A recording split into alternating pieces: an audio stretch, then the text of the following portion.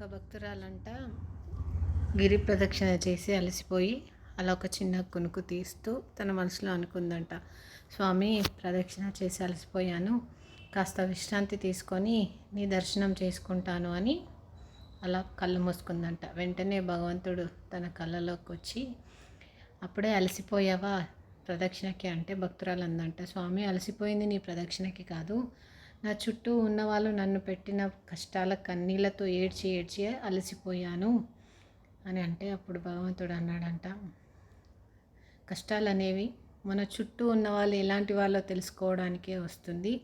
ఆ కష్టాల వల్ల మన వాళ్ళు ఎవరో పరాయి వాళ్ళు ఎవరో తెలుస్తుంది. ఇంటిని నీ వెంట ఉండి నడిపించిన నేను ఆ మాత్రం తెలుసుకోలేనా? ఏది జరిగినా మన మంచికే, నీ ప్రతి అడుగులో నేను ఉంటాను అని ఆ భగవంతుడు ఆ భక్తురాలకి మాట ఇచ్చాడట.